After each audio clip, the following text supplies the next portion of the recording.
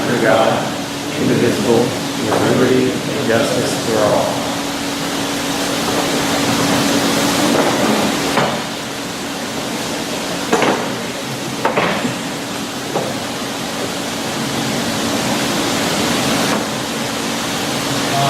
Second on the agenda is public hearings. All right. I'll get closer. I just don't want to cause too much of a disruption with the mics. Second on the agenda is public hearings. The first public hearing is for Joan Riddle applicant for a special amusement permit for Salt River Farms. Event to be held on map R6, lot 24, located at the private residence of Joan Riddle at 477 Wiscasset Road, Boothbay, Maine. So you'll see that this is pretty much the same application they had last year with the amended time. I know they had wanted an extra hour, I think, last year, and we decided 10 o'clock was a good deadline, and so they agreed to that, and the application was here. Okay. Second. Any further discussion? All those in favor? So moved. And the second public hearing is for Hildy and Peter Johnson, applicant for a special amusement permit. Event to be held at map R4, lot 62, located at the private residence of Sally Sewell, Susan Leach, and Larry Dibble. Gray House LLC at 60 Taverna Road, Sawyers Island, Boothbay, Maine. So you'll see on this one, and I think Steve Lewis pointed out on the actual application, the corporation or business name wasn't there. Everybody just didn't know that it was the Gray House LLC, but that was put in for the covenant. Okay. Also the time, Yep. You'll notice that the requested time is 4 p.m. to midnight, Right. plus or minus. Are we talking music until midnight? Yeah, I would assume this is kind of a celebration of sorts. My only concern is midnight. Now, you can't have a plus or a minus, and you can have a minus from the midnight, but it can't go past midnight. You're talking an area that is residential, correct, Trevor? And I understand the wedding and wanting to party that long, but I would also assume that the music would get turned down to an appropriate level after 9 o'clock, which is what our noise ordinance is. You can approve it. I'll make that motion.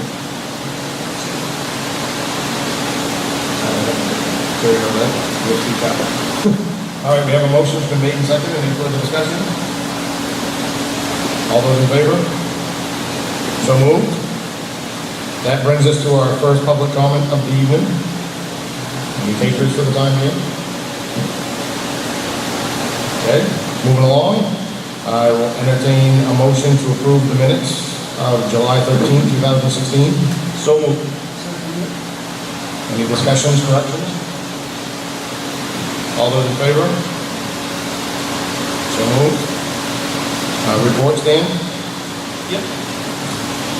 So far, the last couple of weeks, the code office has processed 11 building permits, 6 plumbing, 5 subsurface wastewater, and 1 development permit. Public Works, as some of you may know, going by Butler and Back Narrows, is busy with their day chores, as well as they're beginning pave prep specifically on Butler Road right now. So it's been closed off during the day. They do reopen it at night, and that's to be followed by the Back Narrows section. Business office has processed a multitude of fishing licenses and boat and car registrations. I'm very interested to see how our numbers stack up compared to last year. It's been extremely busy in the business office. Also with the code office, I'm very interested to see how this plays out. Other than that, it's day to day. Any discussion about reports? Okay. That brings us to old business, I think, which brings most of us out tonight. The result of the peer review of the proposed Route 27 traffic improvement plan. We have a representative here that gave us our report, sort of answer questions.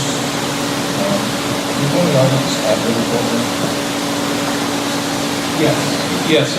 If anyone does not have the report, we have it up here, and I've tried to hand it out to anyone that's walked in, but I may have missed a couple. It should be 3 pages long, and it is back to front, or front to back. Could be back to front. Myself, I've read the report. There definitely is a few questions that come to my own mind. I'm sure there's probably more questions from the people out in the audience and maybe from this table as well. It would be nice. But I think the thing to do initially is to turn it over and have the overview done of the entire thing, so we can all get kind of a better grasp of what's written in front of us. Is that okay with you? Thank you very much. Good evening. My name is Tom Errico. I'm a Director of Traffic Engineering with TY Lin International. We're based in Falmouth.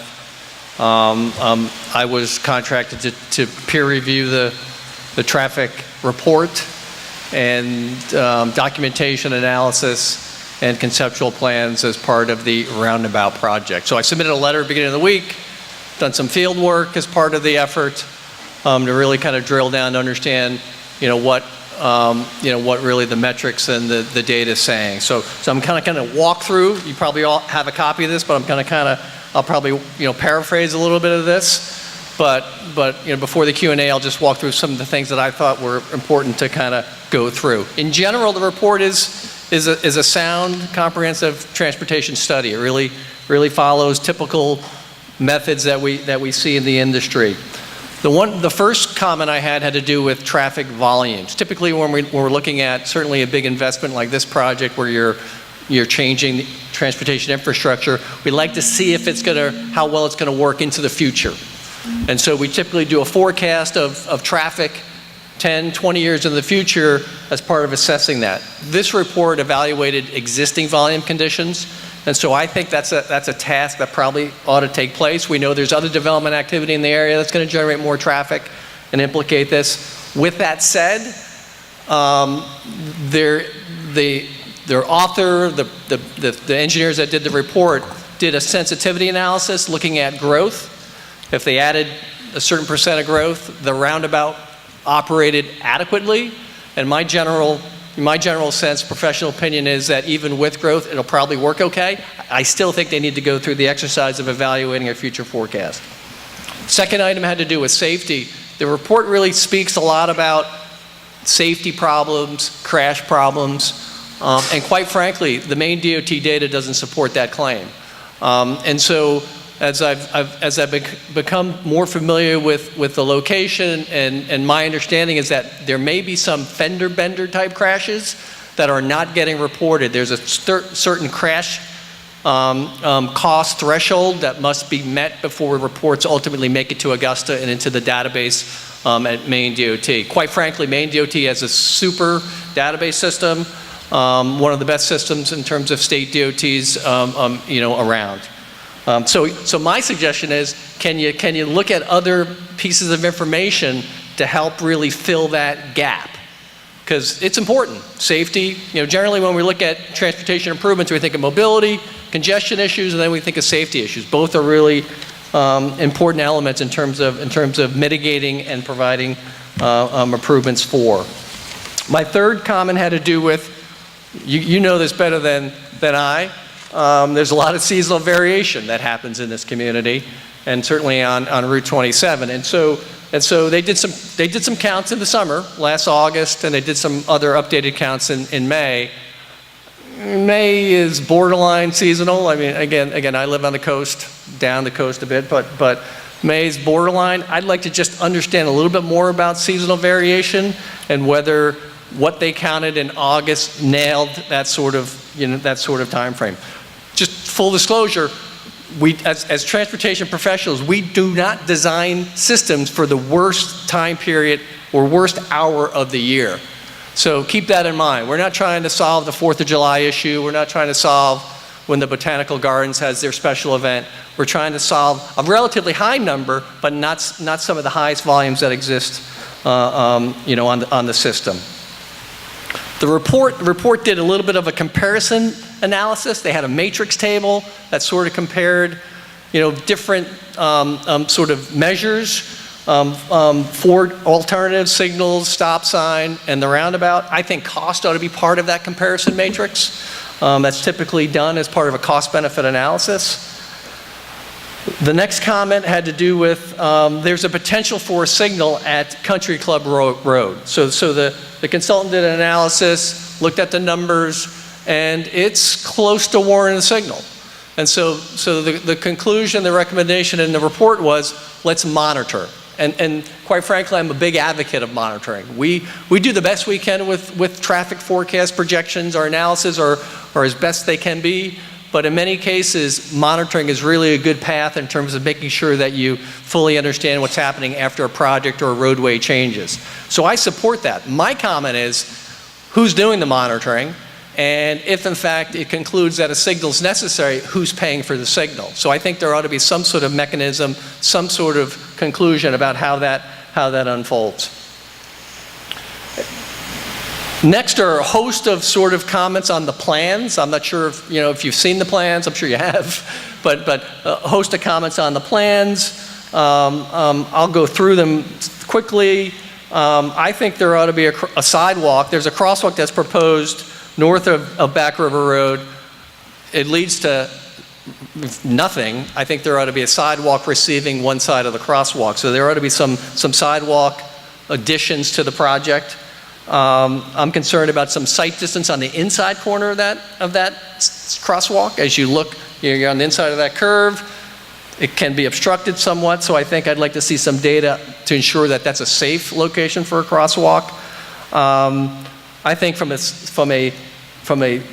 simplifying traffic circulation, the plans propose that Common Drive be two-way on the northern section. I think it ought to remain one-way going into the Common in terms of simplifying conditions on the northerly end of the Commons.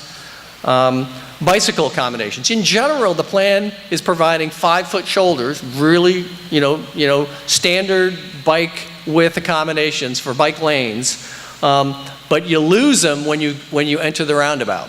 And really the intent of that configuration is that you're supposed to share their lane. And so, high-end bikers are comfortable doing that.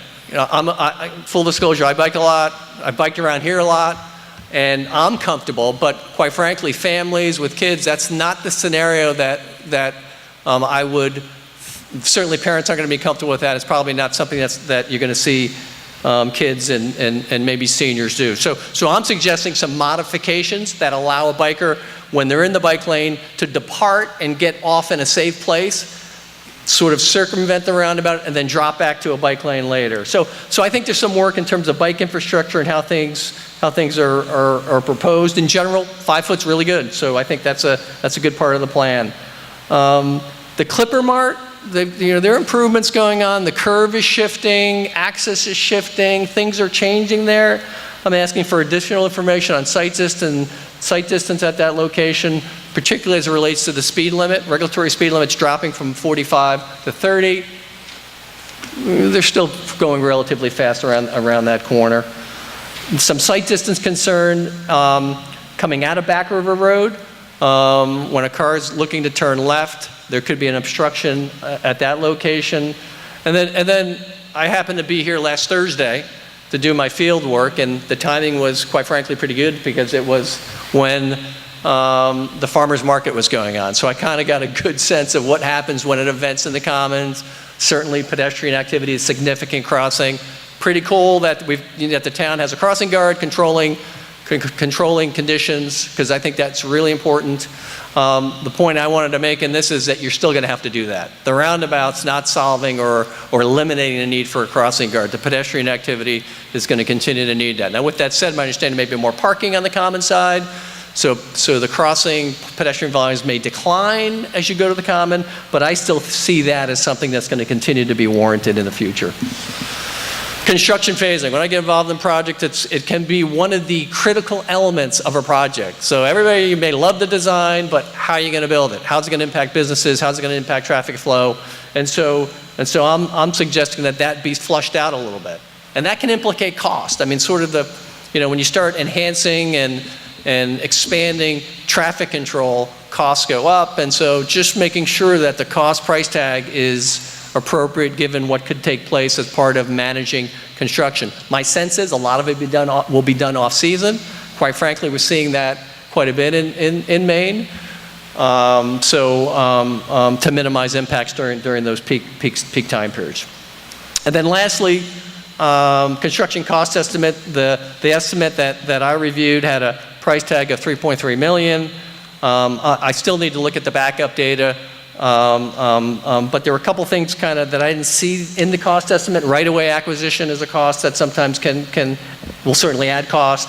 Design engineering, construction engineering services, those are things that typically you would see as a cost as part of a project.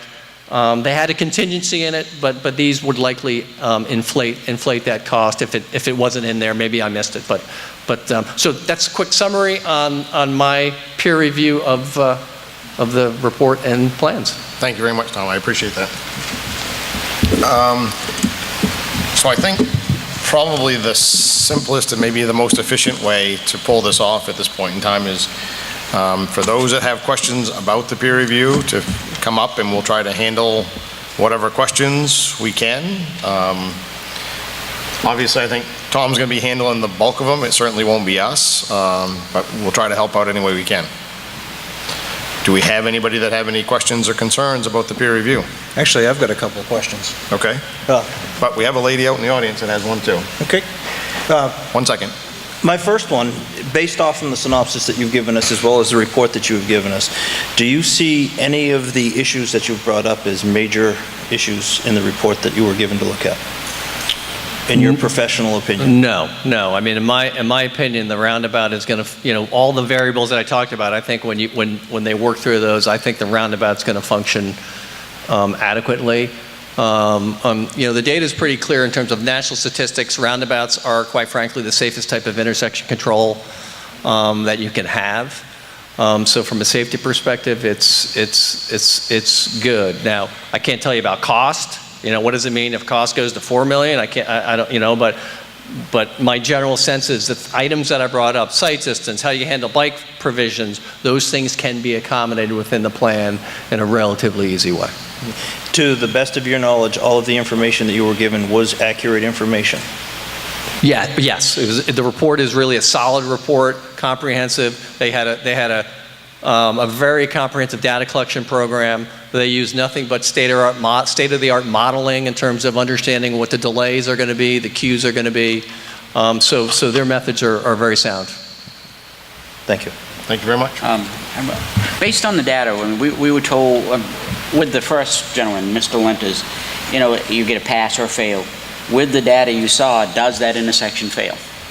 The roundabout intersection does not fail. No, but the current one. Oh, the current one. The way it is right now. Well, I can just tell you by my observation last Thursday, it fails. I mean, the delays are, fundamentally, it's a level service grade. It's like a school grade card. A is a good intersection, F's a bad intersection, and it's all really a function of how long you wait, so the delay. And so right now during peak time periods, and last Thursday was one of them, you waited a long time. And so it functions, based upon my observations at a failing condition, which would be a level service F condition. For anybody that would like to address, I would like you to come up to the podium and speak into a microphone if at all possible. And state your name. Can I just ask for a definition of the word adequate? He's used it in the report, and usually adequate to my ear doesn't sound like the right, words. So you must be using it in a technical way. So let's where do I say? Let's go exactly to where I say it, and I'll tell you what the context is in terms of where. So tell me which one of my comments.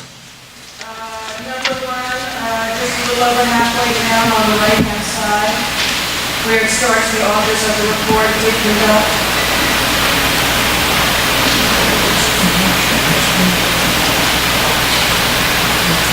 Yeah, I think that could have been acceptable instead of adequate. In terms of a word that would have been probably better framing it. So when they did this sensitivity analysis, just full clarification, they did a sensitivity analysis. They said, okay, we did all of our analysis based upon today's data. So today, if you build a roundabout, this is how it's going to work. like I said in my comment, I'm sure someone said, I'm not privy to the conversations that happened, but someone probably said, I wonder how well the roundabout's going to work 10, 20 years down the road. So they did this. They grew traffic by a certain percentage, and I think it was 40%, but I don't remember. They grew it by 40% and said, it still works fine. So that's my statement of adequate meant that with that forecast, it would work acceptably with that growth. Go ahead. This gentleman, sorry. Yes, please. And state your name.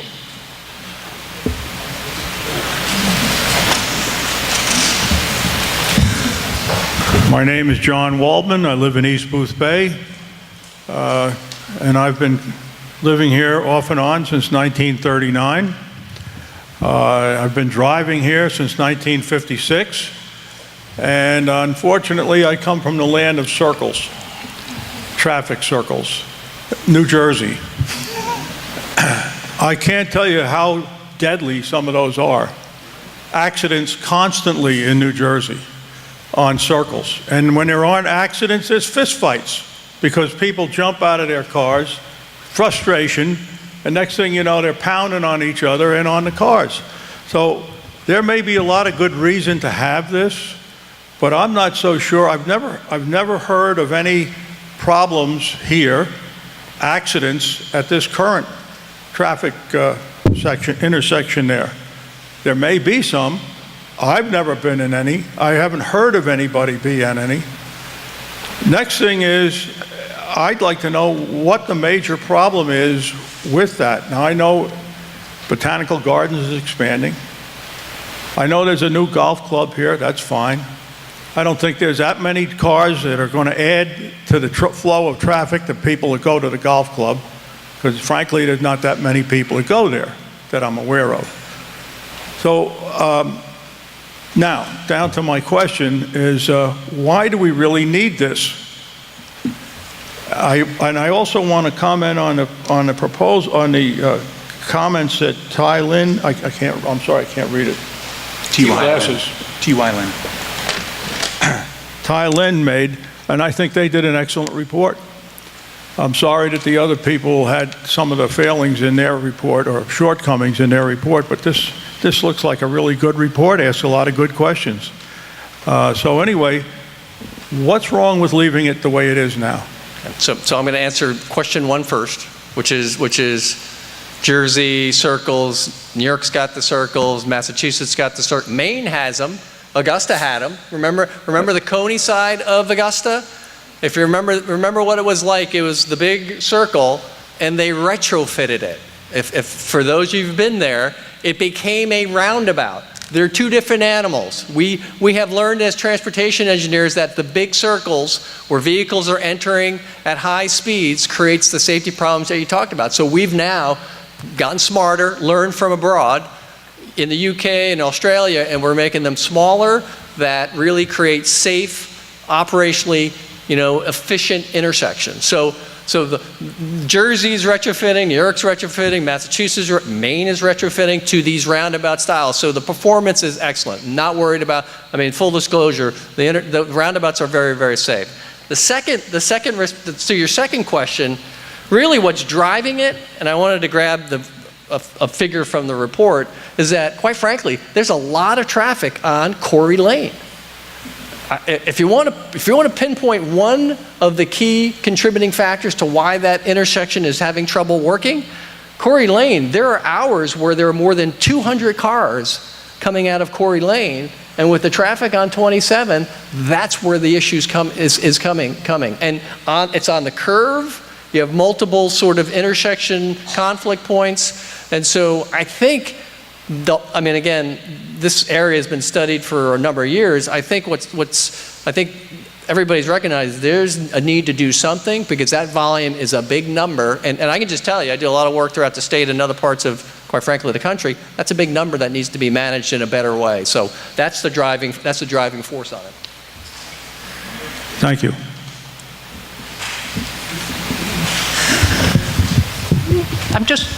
There we go. Okay, I'm just going to make a comment that that gentleman made. I have a friend down in New Jersey, and they're closing 3 roundabouts because of all the accidents they're having. Okay, next thing, for the selectmen. If this goes over $3,300,000, who's going to pay the difference? Is it going to be the state? I bet you not. Well, I think we've We've had this discussion many times, actually, at these meetings.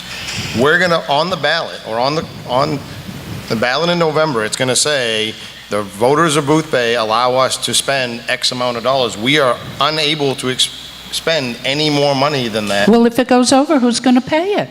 And we've already, we have talked about that as well, that in the contract that we'd either have to write a provision in that either the scope of the work would have to be reduced to make sure that we stay within budget, or that a third-party entity in turn would have to pick up the added costs. Really?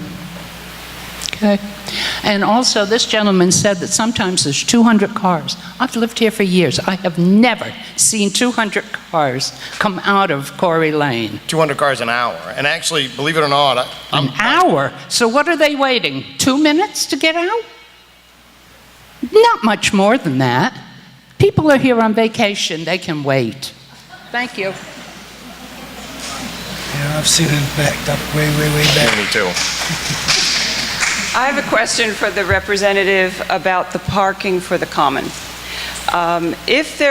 We have talked about there's a little bit of confusion about whether or not we do have in our hand a donation of property for about 45 to 50 cars on the same side of the street as the common.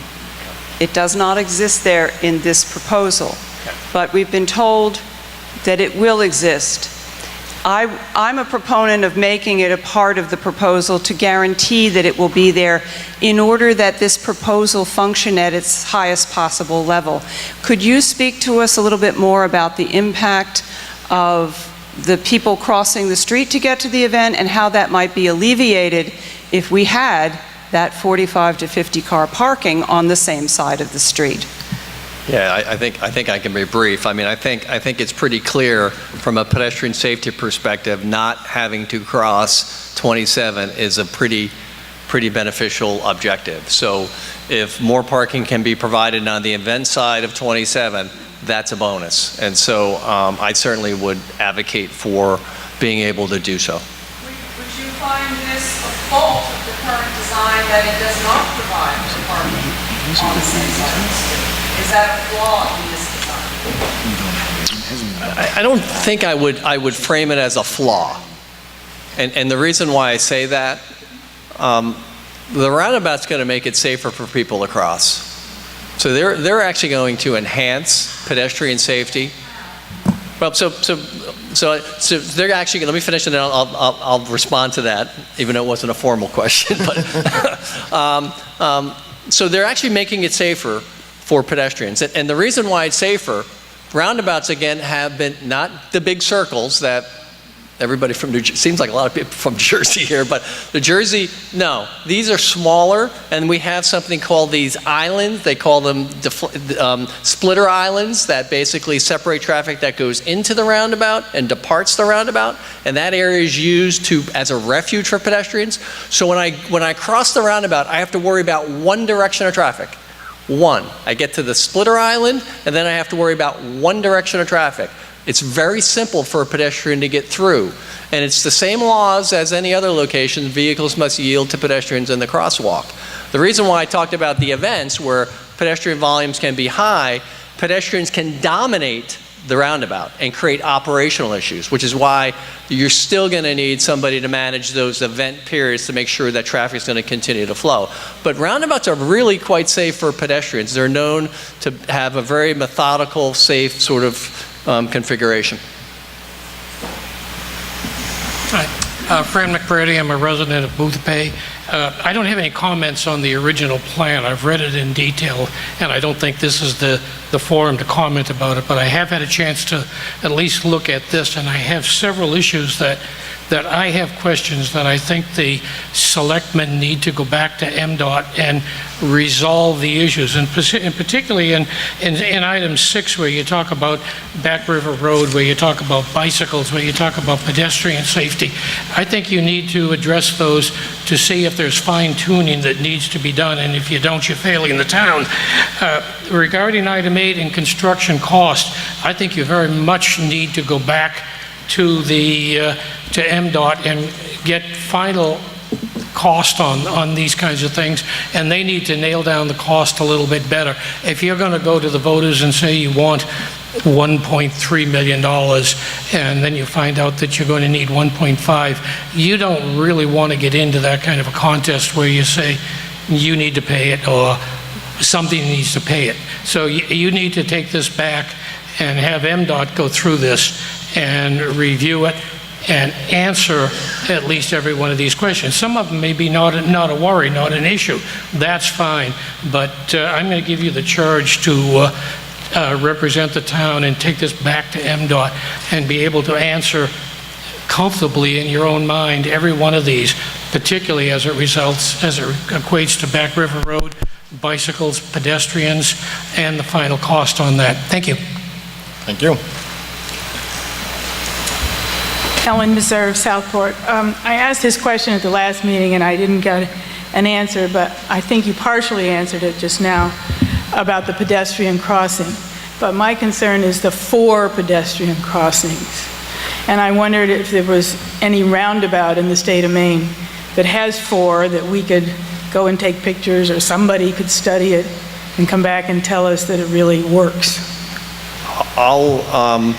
There are a number that have 4 legs. I'll provide a list. I think I have a list back in my office, actually. That'd be I'll great. get a list to Dan, and he can provide and circulate in some way that's so people can go look at those. Sure. Yeah, that would be great. DOT has really had good experiences with roundabout, and so they really are preferring roundabouts. Now, granted, they can be more expensive than traffic signalization, but they're really finding that there are a lot of good things that come with roundabouts. I'm sure Mark articulated those back when he was here presenting in terms of maintenance, have energy costs. They're actually better from an air pollution perspective, fuel consumption. They just have really good benefits. So DOT has been really promoting roundabouts in any way they can as part of mitigating safety and congestion issues. So my second question is that when you say Corey Lane is the problem, why isn't the roundabout at Corey Lane? Well, Corey Lane has been relocated to the roundabout. So in essence, I know, but originally they presented a roundabout 2 years ago that was coming off of Corey Lane. Then that was voted down. But if that's the problem, why isn't the roundabout there? And again, I'm not privy to some of the historical stuff you talked about, but my guess is it's about the multiple intersections and how you separate and space them out. And I think because you have Back River to deal with, you have Corey Lane to deal with, you have Common Drive to deal with, and you have Country Club Road to deal with. As you start looking at all those intersections, in my head, I get how they came to this place. Because you do want to separate some of either want to align intersections or separate them. And I think that's what they did in terms of coming up with this plan. Okay, thank you.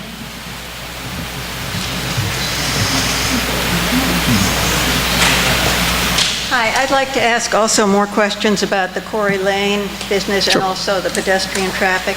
I mean, you saw it on a Thursday on Farmers Market in fairly good weather. Yeah, good. And that is the most there is ever anything going on in the vicinity of the traffic, of the common. And it's also something that is extremely popular. There was one letter to the editors, I think, that said that this woman had, the woman who wrote it had to traverse past the common several times a day, most days. And the only time she had to slow down really was for the farmer's market. Right. But it was such a pleasure to see the common being used, for God's sake, she didn't mind. Right. So I just throw that out there as it may be a solution in search of a problem that doesn't exist except one day a week. The other question I have is what is the problem for pedestrians now? Where are the pedestrians having a problem. They're crossing basically from the parking lot of the town hall to the common. Yeah, but I would say that under an event, they're managed, and under a scenario where they're, where there's, they're just crossing for whatever, they're just going to go to the, sunning across in the common, it's not controlled. Listen, when you look at the purpose and sort of the purpose and need of this project, it's not about pedestrian safety. I mean, I think that's a side benefit that's occurring with this. Really, when they looked at this improvement, it was about, really dealing with, operational issues because of people having to wait to get out on the 27, and then safety were really the two driving factors in terms of why they're doing it. Pedestrian is sort of like a nice little side benefit that comes out of the plan in terms of what they're doing. But it's not like the driving, it's my understanding, it's not the driving force of why it's happening.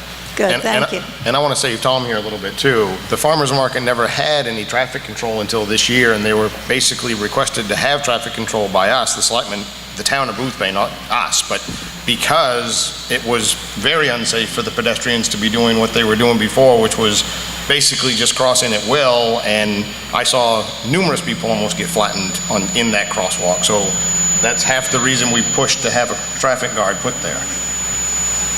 Well, I think a traffic guard will probably be a lot less expensive than what is planned. And then finally, my question is, well, at least I think it's finally, the real danger point at the moment, if I understand you correctly, and certainly from my experience, is the Quarry Lane 27, what's now called the Golf Course Drive, and Back River,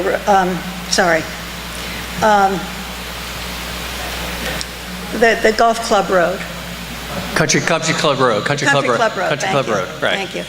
The Country Club Road is right now, I think, the most dangerous place there is in town, because the people coming down from it, trying to turn left, can't really see if things are clear in either direction. That screws up, sorry, but it complicates things for the people coming out of Quarry Lane also, who are also desperately trying to see what's around that bend, Sure. which is hidden by the Clipper Mart. And by the way, while I'm looking there, what's coming at me there? So I'm wondering if it wouldn't be a good idea to think about putting a rotary, if a rotary is a good idea, in the area that combines Country Club, is that what it's called, road? It's Country Club Road, and the Clipper Mart, and that little that street that goes past the church that you're not allowed to go into otherwise. And then I'd like to bring a point up about Back River Road.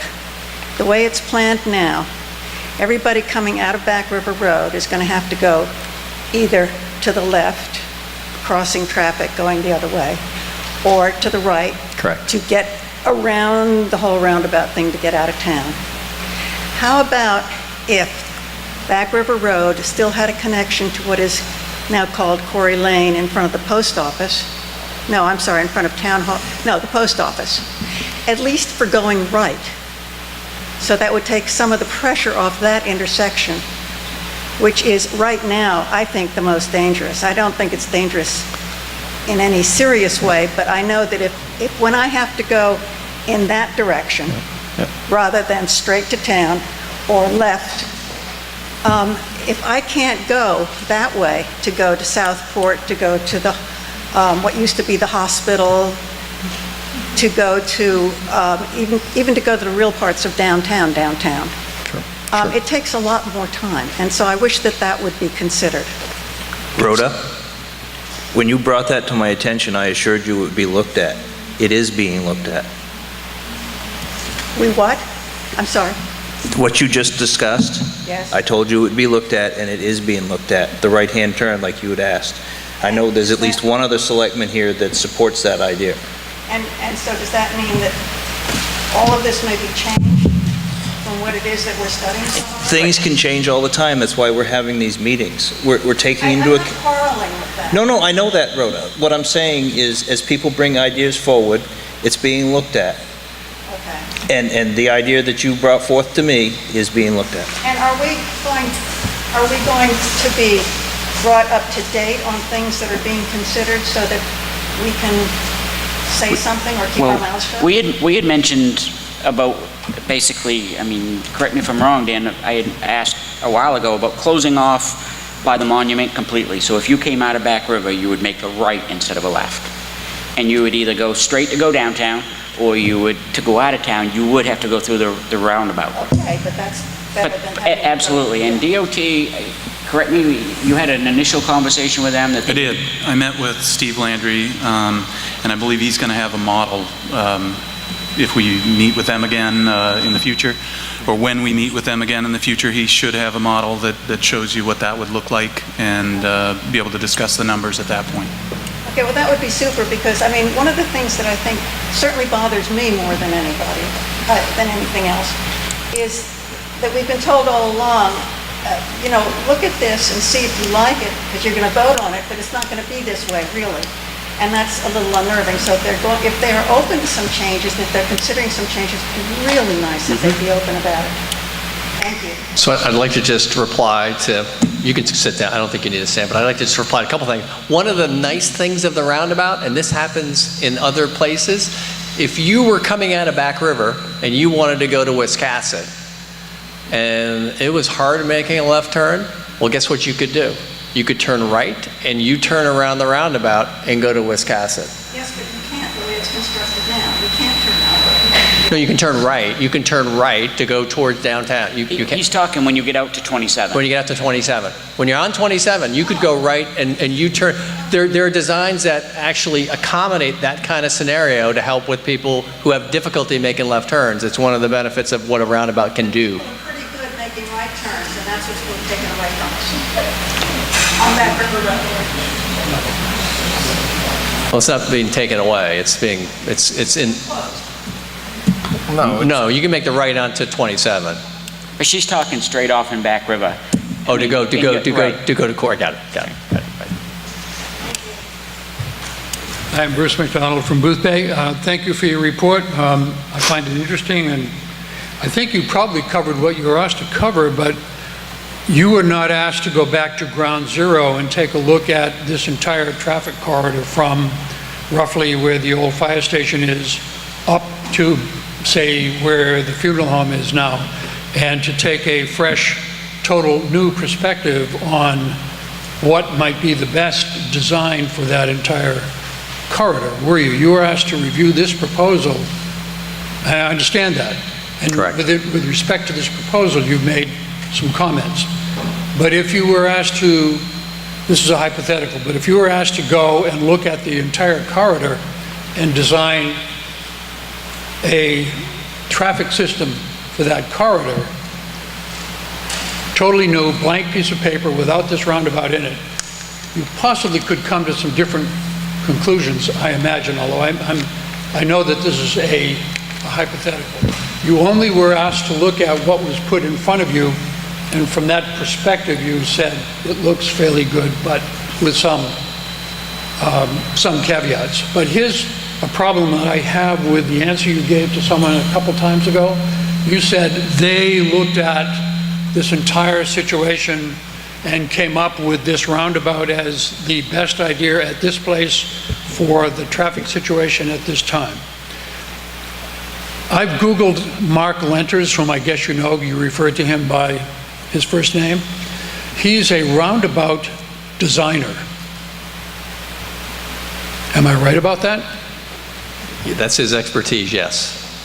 So he didn't come into this with a blank slate of paper and a full brief to look at the entire corridor and look at what might be the best thing. He's a roundabout designer.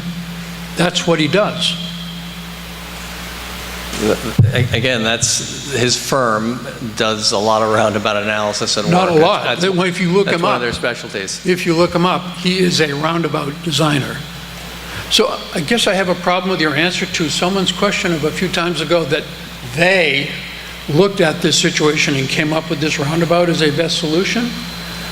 Actually, Bruce? What I would call for in this situation was for someone to go back to ground zero and look at the entire problem within that, and I realize this was not what was asked of you. But I have a problem with the answer you gave. You did a good job with what you were asked to do. I appreciate it, like what you had to say. But I think it's a mistake to say that there was some kind of thorough analysis done and then a roundabout at this point came out of that thorough analysis. I think it was a preordained conclusion. Bruce? I have here in my hand the final report from the State Route 27 Corridor Study for Edgecombe, Boothbay, and Boothbay Harbor that was submitted by Malone and McBroom of Newcastle back in November 2002. This was a study that the state DOT had done. In this report, it states that there should be a roundabout. Not where this one is located. No, originally they wanted it around the monument. That's the people have said no. Right. You ask why a roundabout. This is coming right out of the state's report from 14 years ago. Chuck, I respectfully disagree with you that it comes out of the state report. I think this is something brand new that came out of the need of a developer who has development plans a little further down Route 27 from where we originally thought a roundabout ought to go. I have no problem with roundabouts. I'm not an anti-roundabout person. I think roundabouts are great wherever they should be and where they could work. I am saying to you that I believe that a preordained decision was made that a roundabout should go here as opposed to taking a fresh look at the situation and deciding what might be the best solution overall for that entire corridor. That's all I'm saying. And it could be a roundabout, but I'm not convinced that a full study has been done. And I think that your T.Y. Lin did a great job with what they were asked to do, but I think that's a limited view of what ought to have been looked at for us to spend the kind of money that is being asked to spend and for the kind of impact that there could potentially be on the traffic for the future of this area. So Bruce, for what it's worth, this actually does follow the 2002 plan. The only substantive change was the location of the roundabout. They did feel as though the roundabout was the method needed to fulfill the traffic congestion, but they knew that the monument wasn't going to work. You can pull the plan and go over it, and I'm just telling the facts. I've seen it. I know, I've seen it. The thing is that what's new is the developer and the golf course and all the activity that the developer's proposing, and his development work apparently requires, he says, a roundabout at that location for his project to work. Well, actually, though, in 2002, the Botanical Gardens, for lack of a better term, didn't exist. Well, the Botanical Gardens isn't supporting this and isn't going to pay for it, and I'm not sure what role they're going to play in all of this. But you know as well as I know, the 200 cars per hour on Corey Lane, most of them are coming from the Botanical Gardens. Right. They're not coming... No, they're not. Where do you suppose they're coming from? Southport, Account Point. Some, absolutely, but the Botanical Gardens turns a lot of cars through there. What'd they turn, 30? Yeah, right, okay. They didn't go the other direction. I'm not, and if this happens, it probably won't be the end of life as we know it here on the Boothbay Peninsula. I'm saying that I'm disappointed that we are analyzing a proposal that essentially seems to me to be to the benefit of a developer, which somehow or other does hook into a state plan, but is not the same thing. And I feel that a more thorough analysis should have been done and still should be done. And until I see that, and I've said this a couple times at a couple meetings, until I see that, until I see an economic development analysis that comes from someone other than the developer that says that this would be good for the economic development of our area, I'm just calling me skeptical. That's all I'm saying. Thank you. Thank you.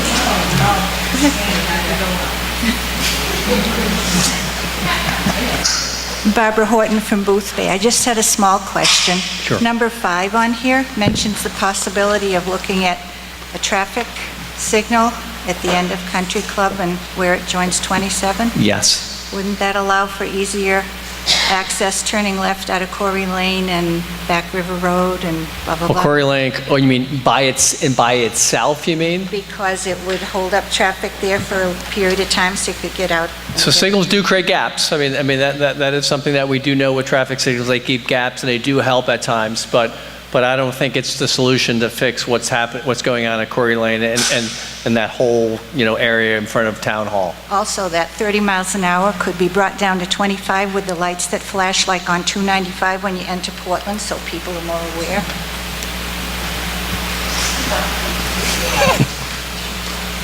Hi, Janice Pisano from Borders Island. I want to talk about number 6, a few things there that bother me. First thing, let me comment on Corey Lane.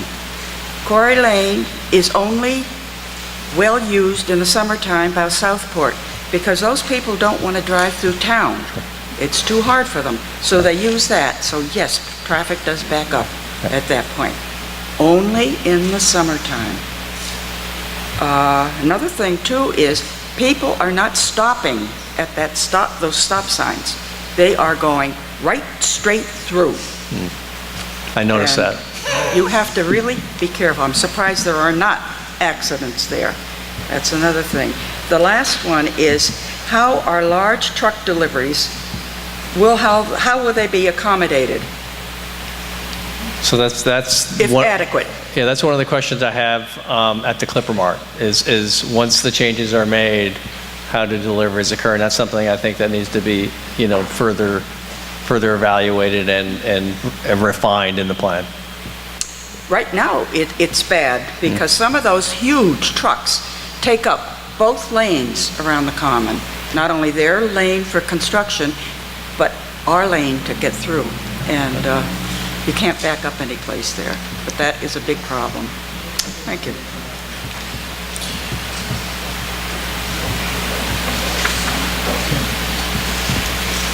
Any further? Thank you very much, Tom. I very much appreciate that. So apparently there's a little dissatisfaction in the peer review. I apologize. We certainly did what was asked of us to have the numbers checked. The numbers are checked.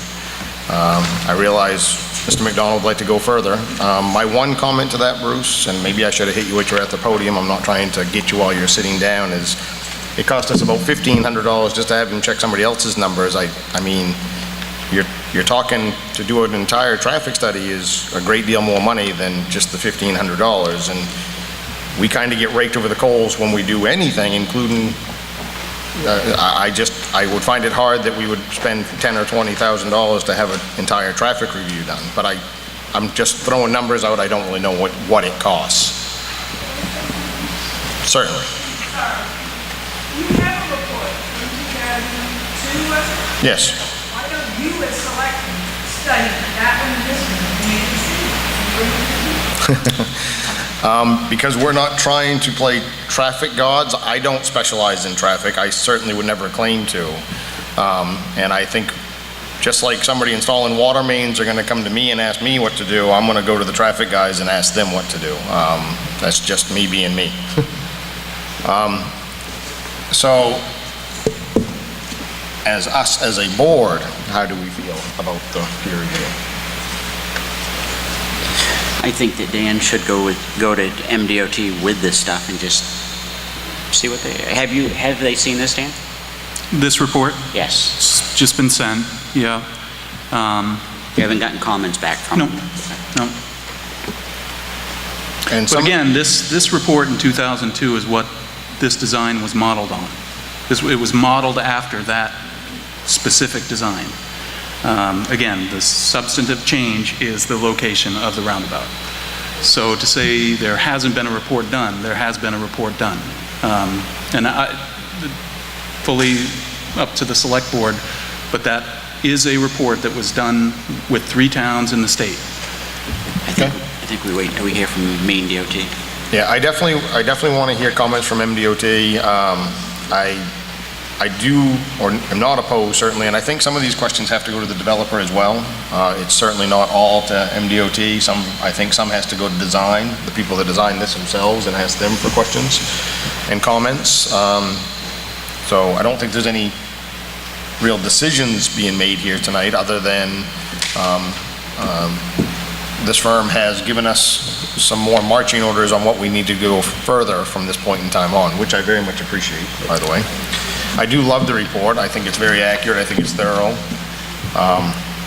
And it brought up questions that I certainly never would have come up with on my own, so you're doing exactly what you're supposed to do. Thank you.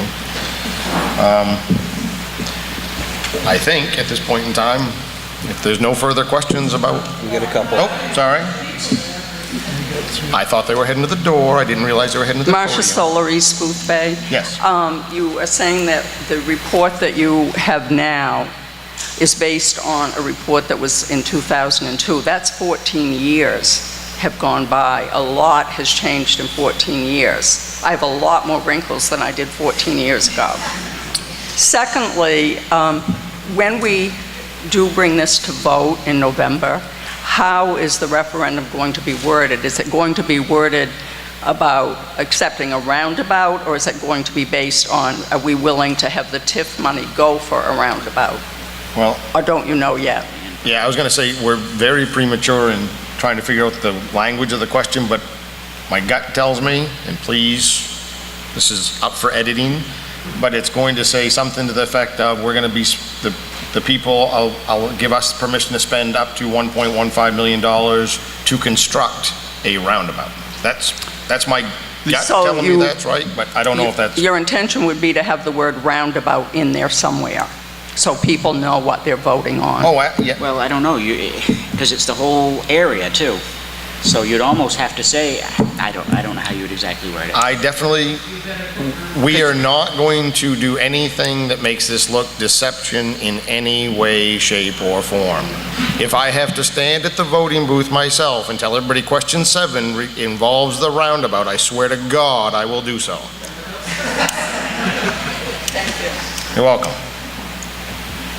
I'd just like to dispute that there's a general dissatisfaction with the report that we just got. I think that what you've heard, I don't want to speak for everybody, but I think I'm speaking for everybody who spoke. What you heard was a sense that he was not asked to go back to ground 1, and so he was limited to what the DOT had already, or what the previous report had already done. And a lot of us have a problem exactly with that. And the other thing is that, yes, I understand that the situation you all were in where you had to move the roundabout because everybody got, bent out of shape about the monument. But I very strongly feel that what happened was that we got a roundabout where it was to the benefit of one big landowner, and not necessarily to the benefit of the pedestrians and the traffic. Pete Ripley, East Boothbay. I think we need to put aside the landowner part of it and get out of this personal thing again. Steve Rubicam put a good, can I speak, please? Steve Rubicam put a good letter to the editor in there saying that we need to get out of the personal. Let's look at the plan. We don't even have a plan yet. Yes, we have some drawings. They're all preliminary. They're working on some other ideas, some ideas from some of you people on changing the back river, perhaps changing Corey Lane. I sit in my office at the town office, the harbor master. I watch people avoid parking at the post office to sneak through the parking lot at the town office and go down through the culvert because they don't want to deal with that traffic. So there are issues there.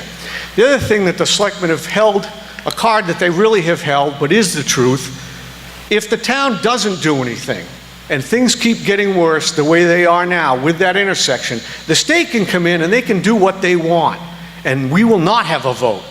You have an opportunity to shape things, shape the town. Don't let it get away from you.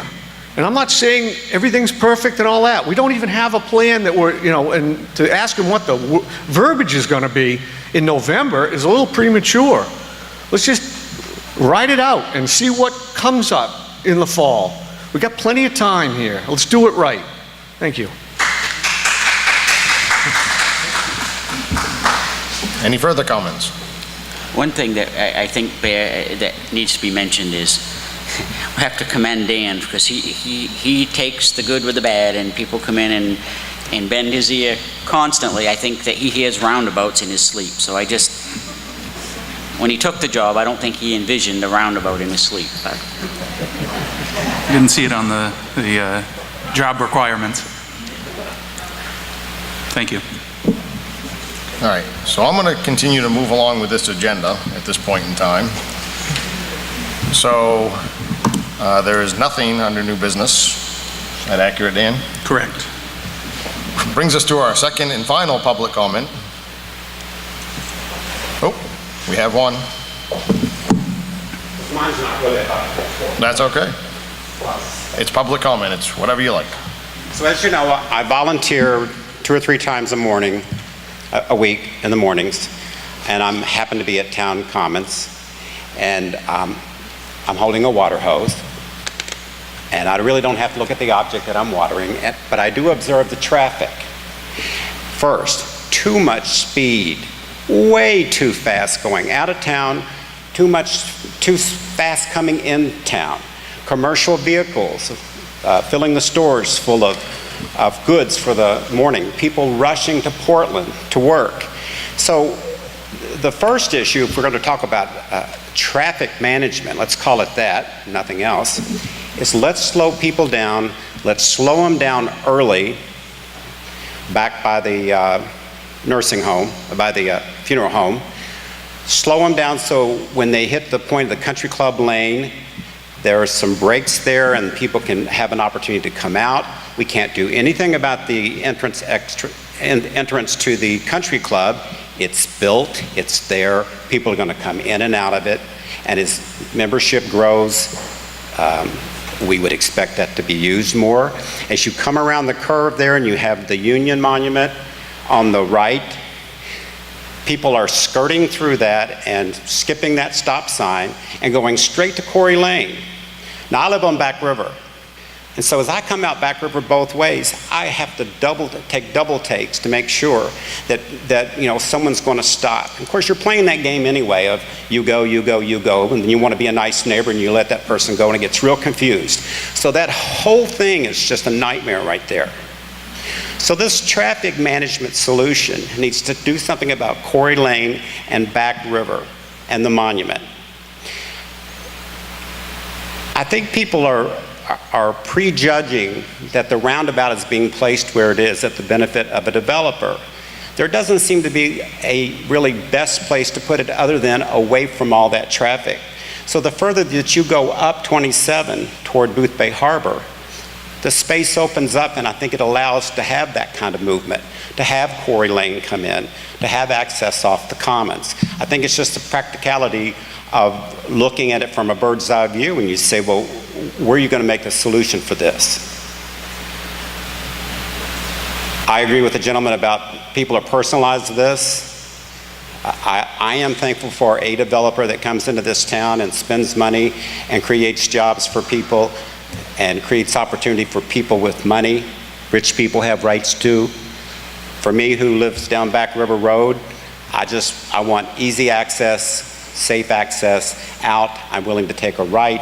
I'm willing to do whatever it takes, but let's slow it down and make it safe for the people who are driving cars, who are walking, and who are on bicycles. Thank you. Thank you.